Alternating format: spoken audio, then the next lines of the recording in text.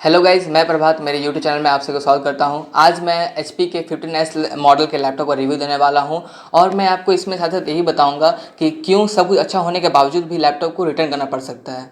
Guys, मैं इस video के माध्यम से आपको डिमोटिवेट नहीं कर रहा हूँ कि या फिर आपको ये लैपटॉप के बारे में बुराई नहीं बता रहा हूँ, कि बस बता रहा हूँ कि अगर आपको लैपटॉप पसंद है तो आप डेफिनेटली जाके लीजिए, ऐसा कोई प्रॉब्लम नहीं है। पसंद होने पर गाइज सब ड्रॉबैक मैनेज किया जा सकता है। तो ये लैपटॉप का मॉडल है HP 15S FR1004TU। इसमें आपको साथ साथ 15.6 इंचज़ का display, full H D display और एंटी ग्लेयर भी मिल जाएगा गाइज। और साथ साथ इसमें 512 GB SSD, 4 GB RAM, Windows 10 और इसमें MS ऑफिस भी प्री इंस्टॉल मिल जाएगा। आराम से लाइफ टाइम तक यूज़ कर सकते हैं MS ऑफिस को भी। गाइज़, वीडियो शुरू करने से पहले मैं आपको बोलना चाहूँगा कि गाइज़, अगर ये वीडियो आपको अच्छा लगे तो प्लीज़ लाइक एंड सब्सक्राइब जरूर कर दीजिएगा। और हाँ, अगर कहीं भी अगर आप लैपटॉप ये लेते हैं, ऑफलाइन चाहिए ऑनलाइन, तो ऑफलाइन में जब लेंगे तो आपको जो बेचने वाला है, जो फिर बायर है, सेलर है, उससे आप वो तो आप जज करेगा कि भाई कहीं कहीं पर दिखा देगा कहीं टूटा फूटा नहीं है। लेकिन आपका भी थोड़ा सा एक हक बनता है कि आप पैसे दे रहे हो तो आप भी थोड़ा चेक कर लो कि लैपटॉप कहीं पर टूटा फूटा नहीं है ना।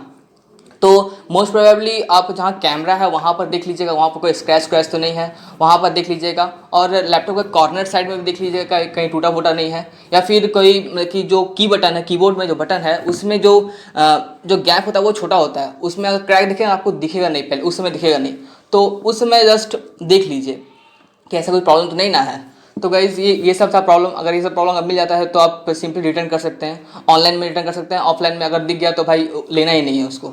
ठीक है गाइज़, तो लैपटॉप को कोई अलग लैपटॉप से कंपेयर करेंगे अपने लैपटॉप को, सिर्फ दो ही चीज़ मैटर करता है ज़्यादातर। एक होता है डिस्प्ले और दूसरा होता है परफॉर्मेंस। तो डिस्प्ले में आते हैं गाइज़, तो डिस्प्ले इसका 50.6 इंचज़ का एलईडी डिस्प्ले है और एंटी ग्लेयर भी इसमें मटेरियल आता है। तो एंटी ग्लेयर करने का मतलब ये है कि आप जब भी आप कहीं पर इसे यूज़ करोगे तो आपका जो शैडो है ना वो वहाँ पर स्क्रीन पर दिखाएगा नहीं। और जिसमें एंटी ग्लेयर अगर नहीं होता है उसमें अगर आप देखोगे तो अगर आप कहीं पर धूप में या फिर बाहर जब काम करोगे तो देखोगे कि आप अपना शैडो उस स्क्रीन पर दिख रहा है, तो क्या होता है, तो थोड़ा काम करने में थोड़ा डिस्टर्बेंस फील होता है। तो गाइस, इसमें एंटी ग्लेयर होने के कारण ऐसा कोई प्रॉब्लम नहीं है। और गाइज, अगर आप इसे मतलब कि बेड पे बैठ करके थाई में रख करके यूज़ करना चाहते हो तो इसका भी ये मैक्सिमम 115 डिग्री तक टिल्ट हो जाता है, जिससे आप आराम से काम कर सकते हो। और इसमें गाइज, अगर आप लैपटॉप में या फिर कंप्यूटर में मूवी देखना ज़्यादा पसंद करते हो तो गाइज इसमें कलर सैचुरेशन काफ़ी अच्छा है और आपको इसमें मूवी का काफ़ी अच्छा बेटर फील मिलेगा। ब्राइटनेस भी बहुत हद तक गाइज अच्छा तक है।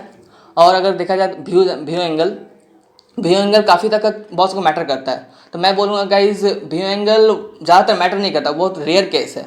अगर आप सिंगल यूज़ 1-to-1 यूज़ कर रहे हो तो ये आपका व्यू एंगल काफ़ी अच्छा है। लेकिन हाँ, ग्रुप में देख रहे हो तो आप उस लैपटॉप को थोड़ा आगे की ओर रख दो जिससे व्यू एंगल ज़्यादा बने, तो आप उसे आराम से देख सकते हो। तो ये था गाइज डिस्प्ले के बारे में। अब आते हैं प्रोसेसर।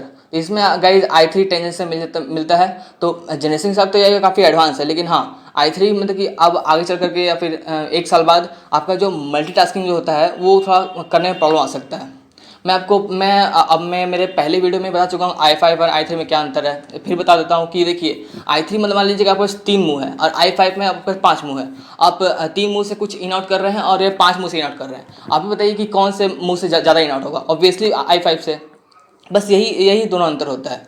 एक्चुअली शुरुआत में तो लैपटॉप काफ़ी अच्छा परफॉर्म करता है, लेकिन हाँ, जब ज़्यादा दिन हो जाता है 1-2 साल, तब थोड़ा सा मल्टीटास्किंग करने में प्रॉब्लम आ सकता है। और कई लोगों को लगता है कि भाई इसमें 512 GB SSD है तो स्टोरेज काफ़ी कम दिया है। तो गाइज़, मैं बोलूँगा कि अगर स्टोरेज के पीछे मत जाएं। अभी HP में आगे दूसरे लैपटॉप में पता नहीं, HP में एक ड्रॉप बॉक्स मिलता है जिसमें आपको 1 साल के लिए 15 GB फ्री मिलता है, जिसमें आप अपने फ़ोटोज़ वीडियो को आराम से रख सकते हो 1 साल के लिए। फिर जब 1 साल हुआ तो उससे आप मतलब निकाल लीजिए। तो ये था गाइस ड्रॉप बॉक्स। और आप एक्सटर्नल SD कार्ड से भी स्टोरेज को मेंटेन कर सकते हो। मैं तो बोलूँगा कि भाई स्टोरेज के लिए आप एक अच्छे लैपटॉप को छोड़ना चाहते हैं, ये तो आपको बेवकूफ़ी होगी। गाइस, स्टोरेज तो कहाँ तक मेंटेन भी हो जाता है। तो गाइस, ये 512 GB SSD है, तो ये आप आराम से 9 सेकंड में इजीली ओपन हो जाएगा। शट डाउन भी गाइस 5 से 6 मिनट में 5 से 6 सेकंड में ऑफ हो जाएगा। हाँ, कभी कभी सॉफ्टवेयर को जो इंस्टॉल होता है, ऑटोमेटिक सॉफ्टवेयर इंस्टॉल होता है, उसको पूरा इंस्टॉल होने में जब आप शट डाउन कीजिएगा तब थोड़ा टाइम लगेगा कि भाई उसे इंस्टॉल होने दो। तब जब अपने आप इंस्टॉल हो जाएगा तो अपने आप लैपटॉप आपका आराम से फिर से 5-6 सेकंड में ऑफ होने लगेगा, ऐसा कोई प्रॉब्लम नहीं है। तो गाइस, इसका आते हैं साउंड पे। तो साउंड इसका अगर आप कोई रूम में बैठे हो तो आप इसका 70% तक जा करके आराम से साउंड को सुन सकते हो, और अगर 100% जाना है तो और भी अच्छा साउंड मिलेगा। और उसका एक अच्छा बात है कि भाई ये अपर सेक्शन में मतलब कि दिया गया है साउंड, जिससे आप ऊपर ही आवाज़ आएगा। कोई कोई लैपटॉप में नीचे की बैंक में नीचे की तरफ दिया जाता है साउंड, तो क्या होता है वो आवाज़ नीचे ही वाइब्रेट करने लगता है, तो आवाज़ आपको ठीक से सुनाई नहीं देता है। तो इसमें गाइज ऊपर की तरफ दिया है सेक्शन, स्पीकर कहाँ बजता है गाइज, ये था साउंड में। अब बताइए गाइज रैम, तो जैसे 4 GB रैम दिया हुआ है। आप शुरू में तो एक दो साल आराम से चलाइए, रैम तो ठीक से चलेगा। उसके बाद आप जानते हो कि अब जो नया नया फ़ोन निकला है उसमें 6 GB तक रैम दे देता है। तो भाई इस लैपटॉप के लिए 4 GB रैम तो कुछ भी नहीं है। तो हाँ, आप चलाइए आराम से, एक दो साल तो ठीक चलेगा, उसके बाद फिर से आपको रैम को अपग्रेड करना पड़ सकता है। आप इसे सिंपली 16 GB तक अपग्रेड कर सकते हो, इसमें कोई प्रॉब्लम नहीं है। गाइज अब आते हैं गाइज कि कीबोर्ड पे। तो कीबोर्ड में एक ड्रॉबैक है कि इसमें बैकलिट कीबोर्ड नहीं दिया गया है। क्यों नहीं दिया गया, इसके पीछे कारण है कि भाई एक बैटरी का परफॉर्मेंस भी तो मैटर करता है ना। इसमें बैटरी का परफॉर्मेंस 5 से 6 घंटे तक बैकअप दे देगा। हाँ, अब जो एक दो साल हो जाता है तब थोड़ा सा बैटरी का परफॉर्मेंस थोड़ा लो होने लगता है। तो गाइज बैकलिट कीबोर्ड नहीं देने के पीछे कारण यही था कि भाई मतलब कि बैटरी की ड्यूरेबिलिटी भी तो होना चाहिए।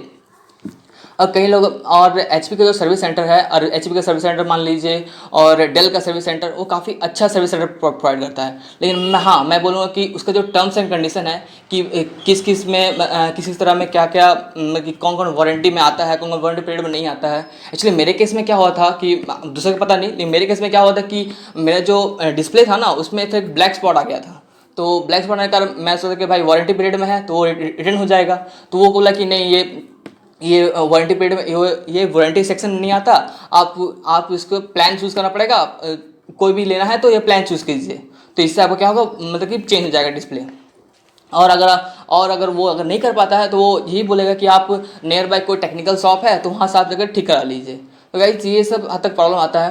तो MS ऑफिस का भी इसमें आराम से इंस्टॉल हो जाता है। हाँ, इसे ड्राइवर इंस्टॉल करना ना भूलें। अब कीबोर्ड के बगल में ही आपको दिखा देगा कि भाई कैसे ड्राइवर इंस्टॉल होता है।